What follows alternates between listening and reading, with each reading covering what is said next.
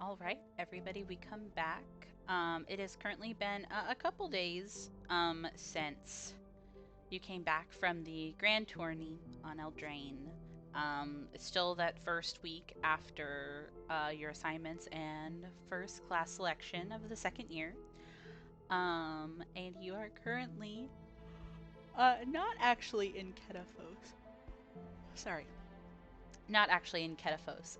Instead, you are uh, picking up where we last left off on a shrine to Thassa, currently visible due to low tide, sort of buffeted in this icy winter coastal wind. Having just gotten out of a combat after finding a body here alone. Uh, Motiva is currently healing up after taking a pretty sizable chunk of damage from the sea serpent in front of you. And Elaney is sort of leaning on you as well, Falin. Notably a bit different than normal. Yes. I remember that last time you mentioned they weigh half as much as they normally do. Yes, they do. And they're like sort of bioluminescent, like starlight sort of glow inside of them is, I would say, 3 times as bright as normal. Oh, good question. Oh, I forgot to open the foundry. It's okay, hold on. I'll open it and then you guys can hop in. Whee. Afterwards, Flynn has something to say to a lady. Slay.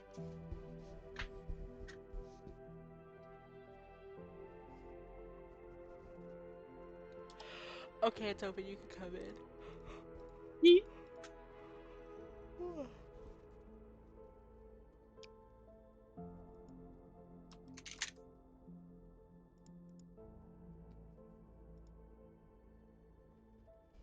Yay.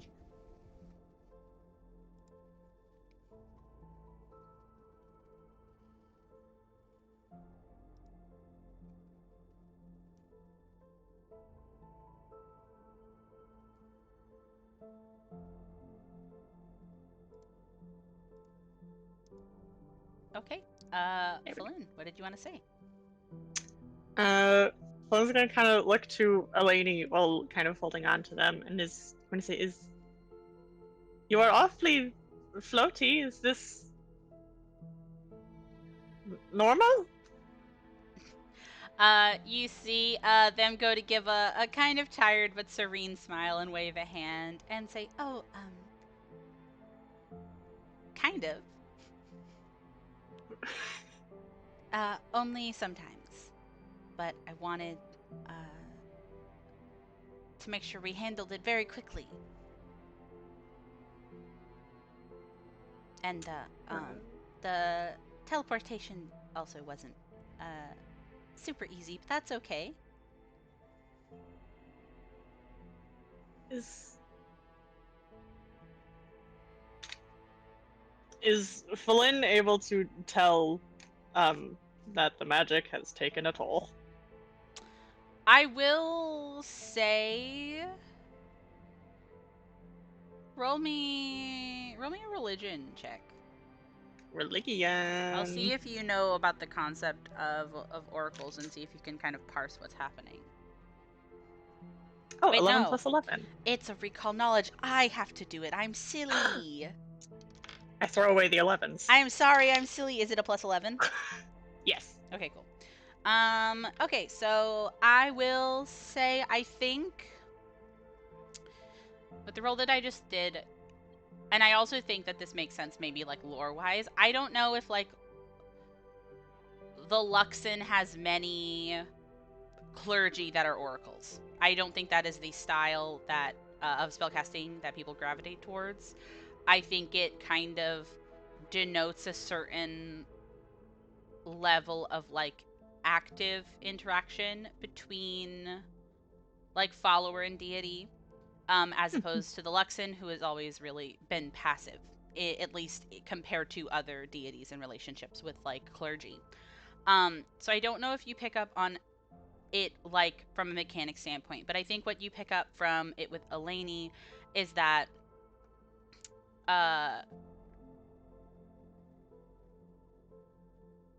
you can tell that they are not damaged and not alarmed.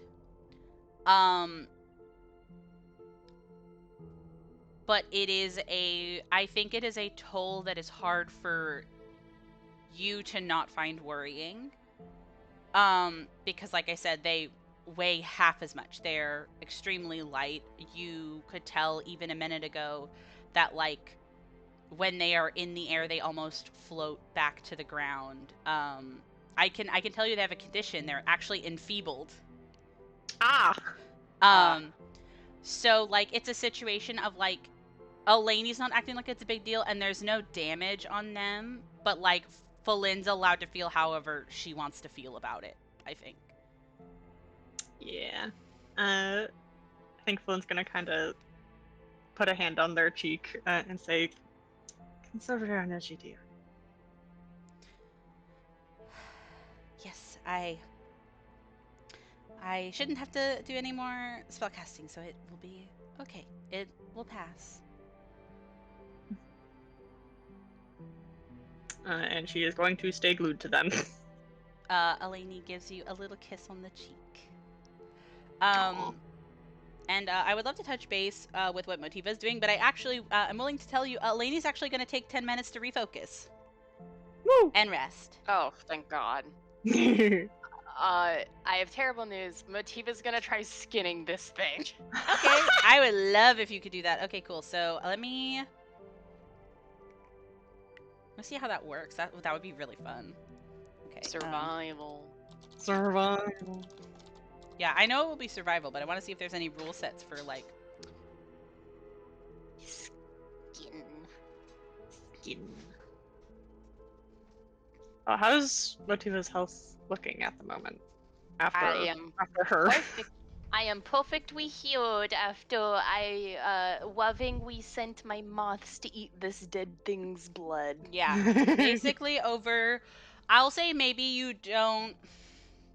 Well, you can take the full hour if you want to, but Elaney won't do nothing for the full hour. It'll maybe be like 20 minutes. Oh yeah, that's all I need. Slay. 1 second.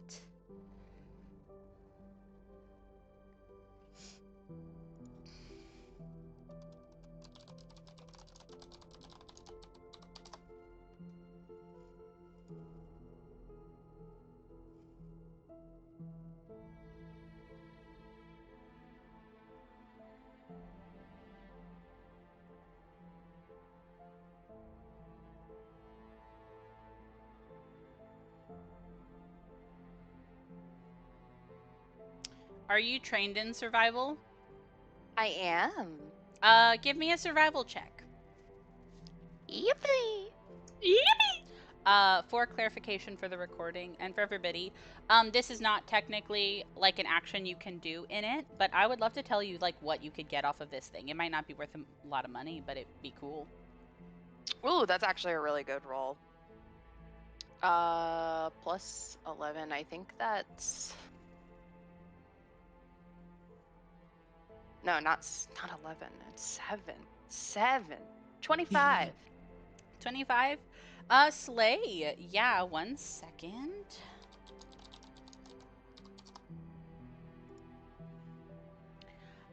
So... Ooh. I'm gonna roll something for you also. Ooh. Come here. I want to mention, I think as Motiva's doing this, she's kind of like dissecting to know the creature. She wants to be able to know what this is. Okay. What lores do you have, my friend? I have folklore lore and legal lore. Okay, Ooh. cool. I'm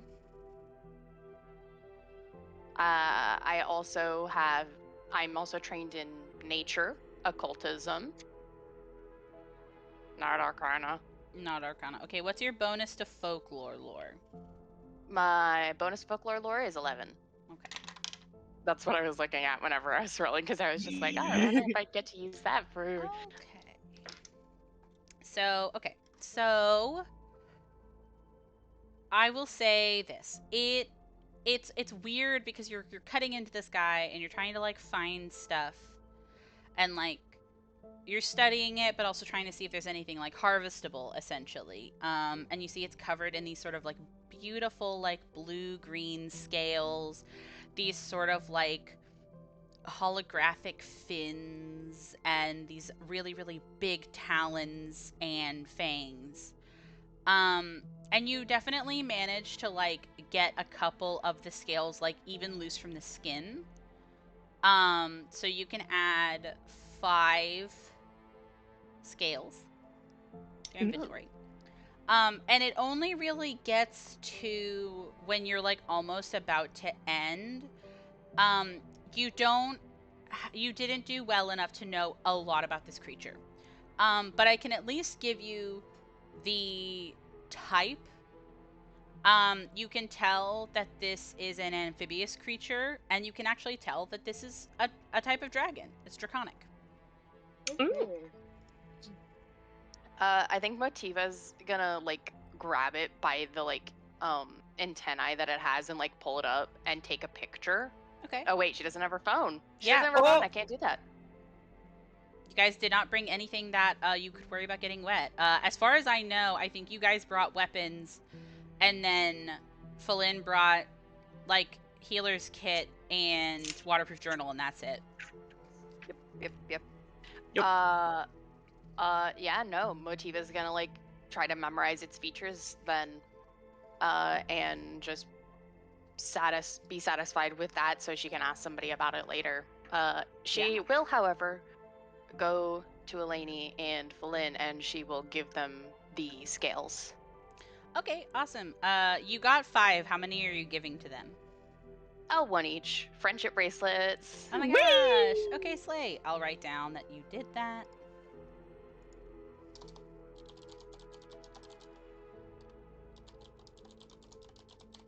I'm not going to give them a cost right now. I'll say that when you get home, you can like appraise them if you like. Mm-hmm. I bring sister with you. Awesome. And you guys spend like 20 minutes while Eleni refocuses. She only does 1 refocus activity. But it's like enough to where like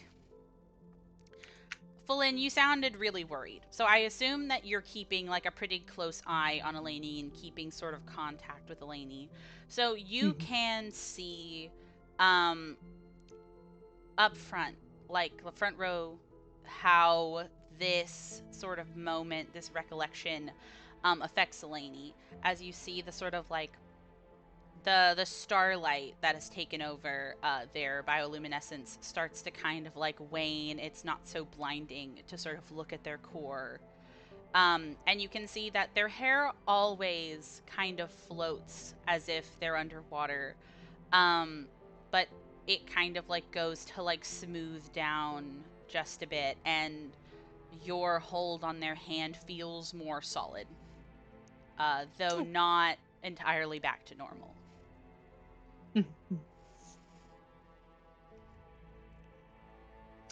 Philin is a bit more relieved. Yeah.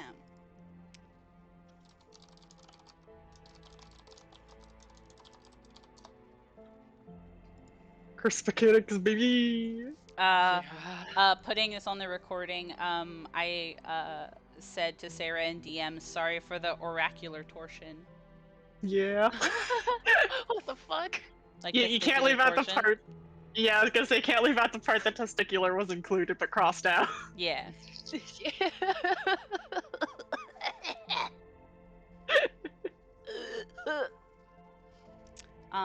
But yeah, you guys spend that time.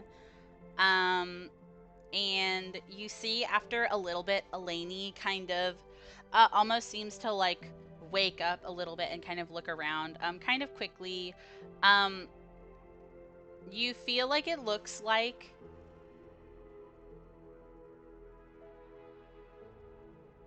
sorry, I heard a weird noise. Like trying to check the horizon, but instead you see that they're actually checking sort of like the edges of this rock outcropping that you're on, for the tide line, and goes to kind of really quickly pick up their bident and say, okay. I'm really sorry that that thing attacked us, but I have to do this really quick. If we miss it, the tide will come back. Oh, yeah. Thank you. I'm sorry. It's a whole thing. And Eleni is gonna kind of come up here to the sort of pedestal up here. It's off center. That's fine. I'll bring Sneaster. Sinister. Ooh, I'm glowing. Yeah, there's a light over here. You might not be able to see it on Eleni, but you can definitely see it on Motiva's. Oh no, I Yarr. can definitely see it on a lady. They are glowing. They're Nice. glowing. Okay, awesome. Without further ado, I will actually describe their little thing that they wanted to do.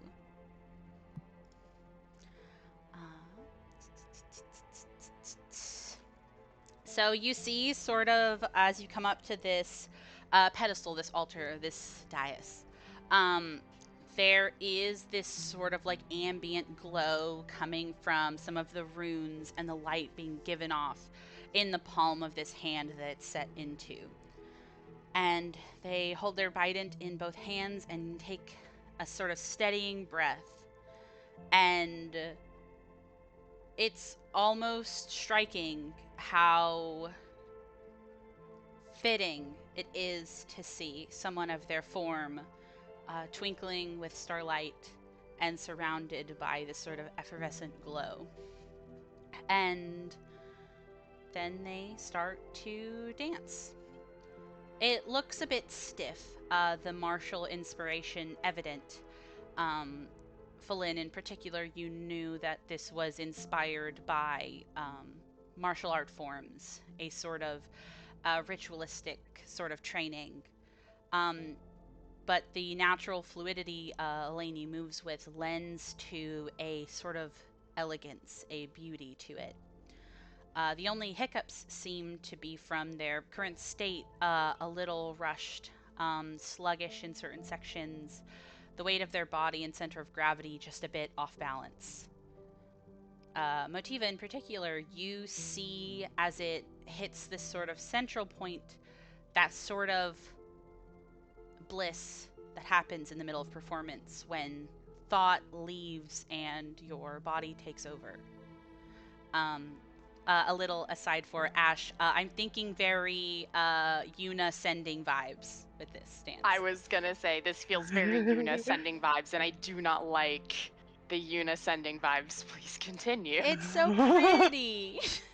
It is really pretty. Sarah, I will explain the Yuna sending vibes in a minute, and I will show you the cinematic whenever we go on a break. Yes. Okay. But back to the performance. It's sort of given this quiet reverence, no music and only intention. But there is even more so that feeling when the Nereid stands still, breathing heavy when it's all done. And you have sort of felt on this holy day in this very lonely and holy place the heaviness of the offering given from them. And there is a sort of magic wound up, a tightness that isn't just salt and wounds. And the tension holds for only a second more before it snaps. And the first thing that you hear is Eleni screaming as they almost are rocked on their feet. Only their sheer willpower managing to keep them from buckling, but you can hear the clang of the beautiful bident hitting the stone as they clutch their right eye. Hold on, let me change the music really quick. What?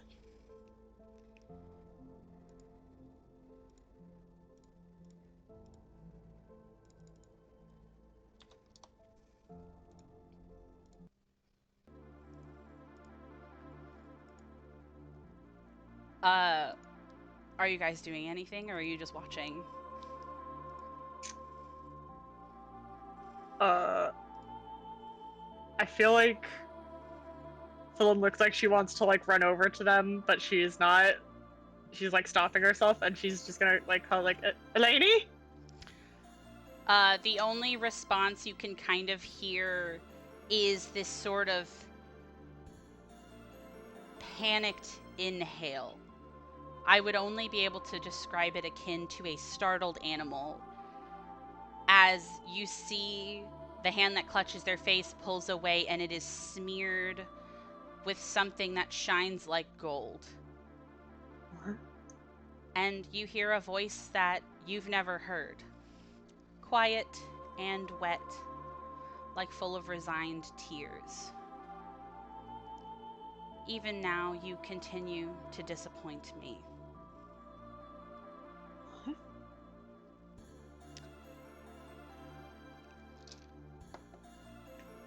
Oh no. Motiva, you're the one who sees it.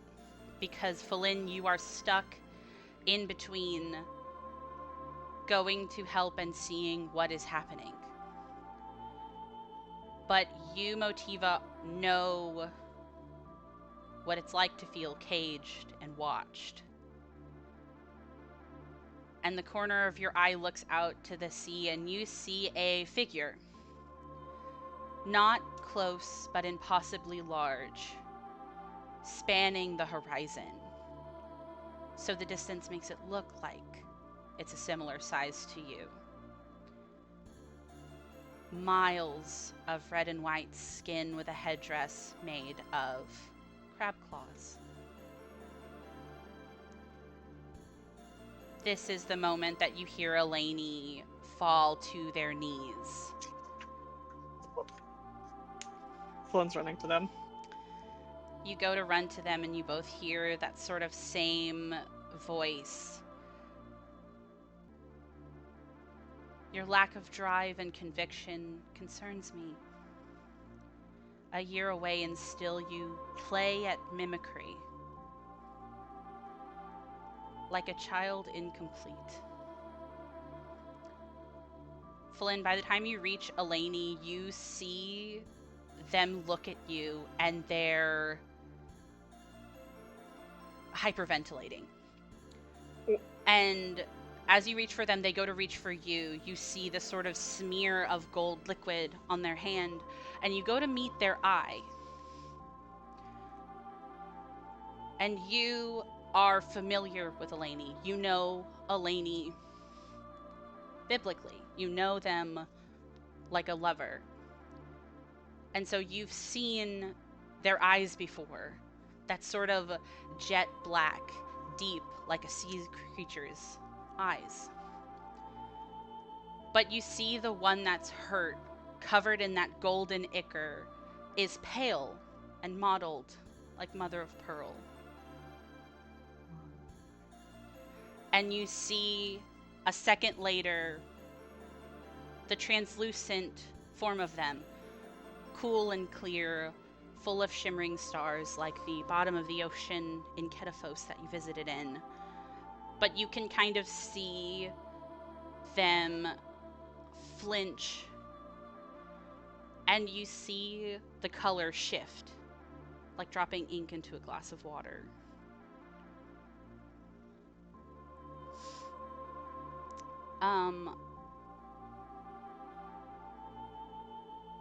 Eleni, in this sort of panic, grabs you but can't take their eyes off of the vision of Thassa, a form that you yourself recognize, Flynn, when you see her on the horizon, as a mirror of the statue that Eleni showed you in confidence back in their home. And the only words that can come together from Eleni's voice are small and scared and full of a animal-like confusion as they go, incomplete? I'm only as great as you made me. And the voice that answers is gentle, full of sorrow, and sickening, as you hear words that are heavy on the souls of everyone here. I know. Your creation was misguided. As a kindness and a mercy, my mistakes will be fixed. What? And by this time, Falin, as you are holding your lover, a body so familiar to you that you could draw it from memory, is changing. The color of the water around their heart has turned into a bleeding, sickly green. Their eyes still mismatched. Their body too light, insubstantial, as you watch each glimmering star blink out, one by one. Are any of you doing anything? I have some ideas. I would love to hear what you're doing, Sarah. I feel like Flynn's kind of in panic mode, and her like a gut reaction would be to try and get Eleni off of this dais. Okay. I want you to roll me, let's just do a flat strength check, but it won't be hard. Okay. Don't say that. What the fuck? Ooh. 19 total. Rolled an Yeah. 18. Awesome. You go to grab Eleni and kind of like not quite able to pick them up into like a bridal carry, but you try to get them on their feet to drag them off of the dais. And I can actually tell you mechanically, Eleni weighs 2 bulk right now. Yo. Hey, hey. Okay.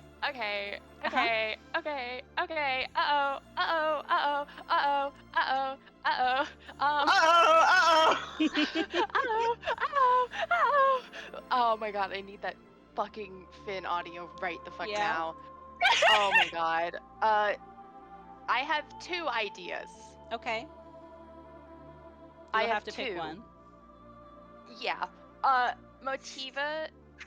Can Motiva planeswalk these 2 away? Walking off of the dais, could she do that? That's very interesting. I will let you try. I cannot tell you if it is able to succeed or slated to fail. Eek. It will have to be something that you think is the best option right now. And then you can try. Eek.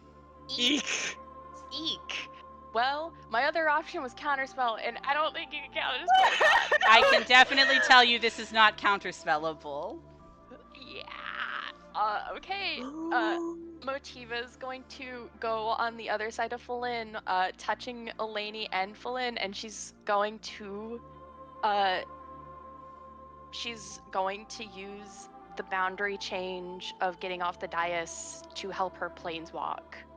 Okay. And the second her foot hits outside and onto the stairs out, she would vanish, trying to take them with her. Awesome. Okay, Slay, let's do that. I want you to roll me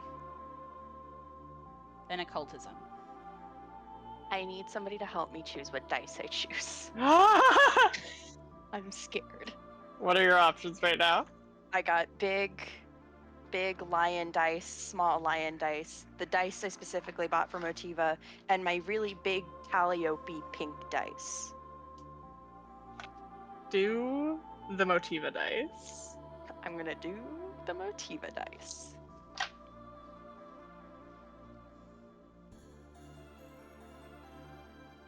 Okay.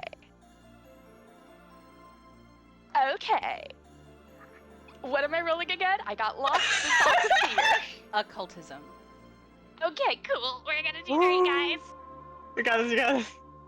Guys, we're gonna do great. Well, the bad news is that wasn't a really good roll. I rolled a 3, so that's 18. Okay. Crossing all of my fingers. So, I need you to tell me, Ash. So you are trying to planeswalk with them. Does that mean that you are touching both of them? Yes, Motiva is trying to reach around Eleni and is holding the hand of Falin that's on the other side of keeping Falani up. And then using the boundary to kind of give you, like, some help because of how you specifically planeswalk, yes? Yes. Okay, awesome. You try it. You are holding these two people. You're holding Falin and you're holding Eleni, and both of you have contact with Eleni, and so you can feel that they are panicking. That there is something happening that is making them not able to sit still. Every couple of seconds there's another twitch or pang and more sort of startled groans and hiccups. And Motiva, you use everything that you know, everything that you can to get Eleni away from this location as quickly as possible. And you drop the single step and you trip. And you are sent sprawling face first, ass over tea kettle, into a snowbank. As you look up and you see that bright snow-covered forest that you know is what your blind eternity is. And you are alone and you hear no music. Falin. Oh! You are holding Eleni. And you are being pulled by Motiva and you go because it's the only option you can think of right now. Even though Motiva hasn't telegraphed to you what her plan is, you know that something needs to happen. And the last thing you hear before you are no longer here is Thassa's voice, stoic and still frustratingly sad. You have millennia to realize that this is the right decision. And you feel the grip that was on you turn into frozen fire. I could only describe it as the flash freeze from liquid nitrogen. As pain lances up your arm and you are yanked, and the body in your hands is yanked from it as well. And when you fall, Falin, you see yourself kneeling on frozen starlight in a void as deep and hollow and alone as you can fathom. And you are alone and surrounded by innumerable doorframes. Who would like to handle this first? What the fuck? What I'm the scared. fuck? I'm scared. Where's the lady? Not with either of you, but you guys don't know that. Did you fucking spark a lady and we can't do anything about it? No. No. Sarah! Sarah! Sarah, hell. Sarah, help! I can't do shit! Sarah, help! Sarah, do you want to go Sarah, first? help me. Fuck it!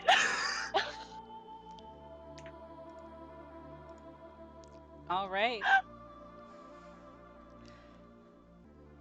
Flynn, what are you doing right now? I feel like all of that happened so fast, Mm-hmm. and she's still in like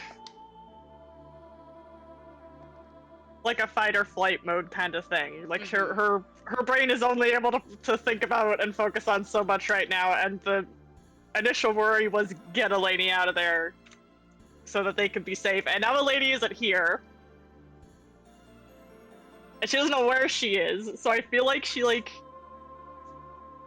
gets up and is looking around, and she starts calling for Eleni and Motiva, and she just starts going through doors.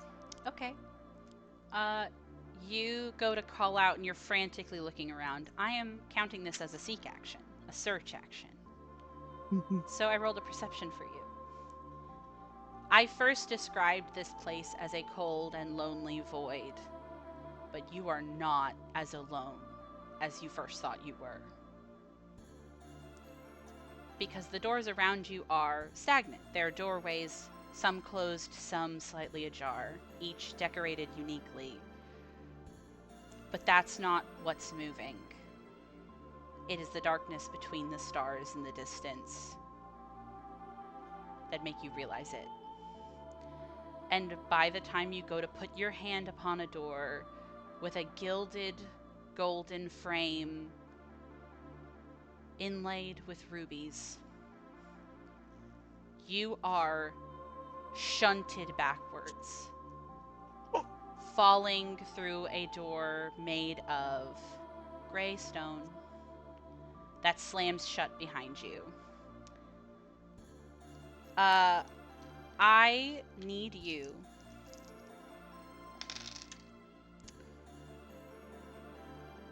to take 32 points of negative damage.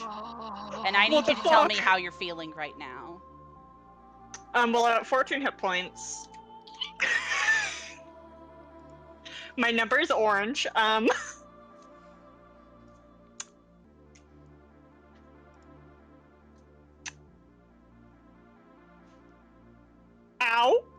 Mm-hmm. Oh.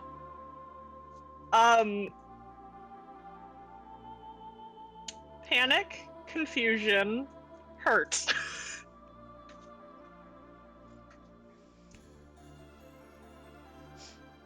Yeah, I definitely can imagine so. Am I... Sorry, go ahead. I would like for you to check in with me on your emotional state right now. On a scale of 1 to 10? I need a number on a scale of 1 to 10. Oh god. Especially as you look around and you are in an unfamiliar landscape. Yep. You are currently nestled in a small cove on the coast of a shoreline.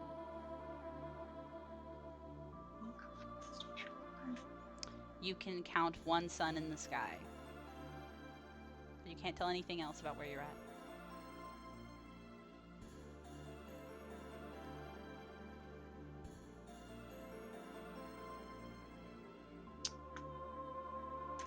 I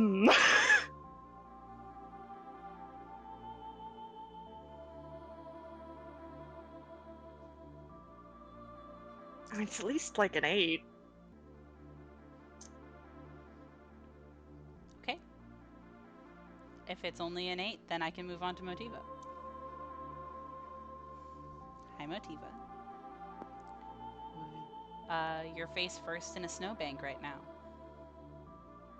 I am, aren't I?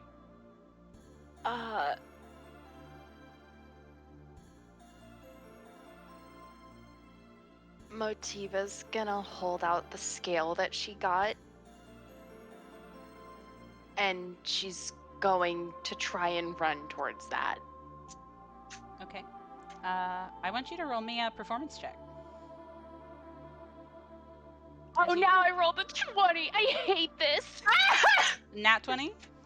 I rolled a natural 20 plus 15. Oh Okay, awesome. I would like you to tell me something then to reward this.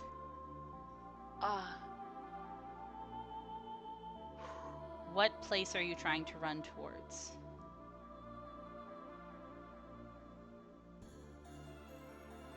What note are you trying to seek out?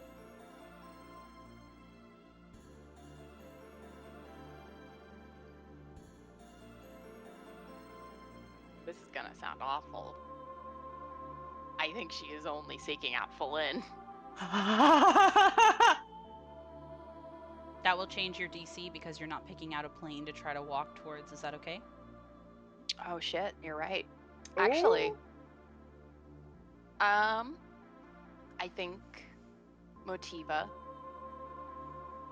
You know what? I think Motiva's going to seek out something else. I think she's going to remember the air of whenever she first saw Liliana, Onyx. That distrust she immediately had, that air of annoyance, and she's going to hum and follow it as quickly as possible as she's going to try and appear outside of her office. Okay, that's a good one. Okay, I'll let you. So it's an at 20 plus 15? 14 technically. Okay, awesome. So with a 34, you start running and you're holding that scale and you are immediately trying to get someone, anyone. And as you're running, you can sort of pick up the lilting orchestra that you know is Arcavios, a place that is rich and full of your experiences and people that you care about and places that you will always remember.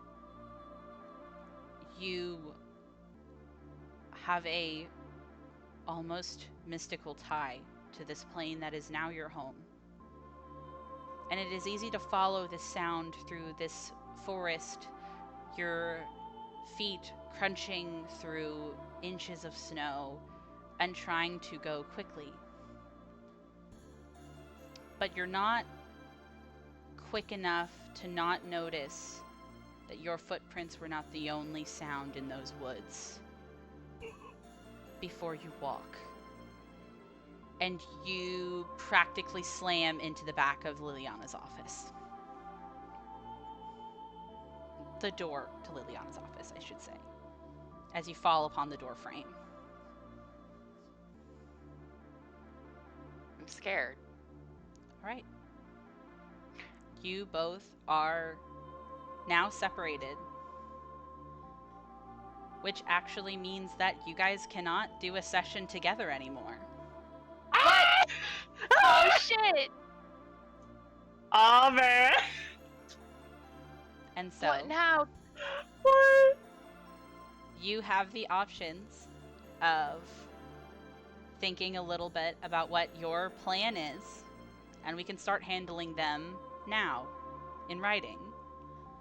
Or my next available day is Tuesday to do mini sessions. Oh man. Sorry if I threw your plans in a wrench, God. You didn't, actually. I actually think it's very interesting neither of you did what I expected you to. Oh. What were we supposed to do? Oh, not what you were supposed to do. I think what you did was very interesting. What were we thought to do? That's for me to talk about outside of recording. Bye, everyone.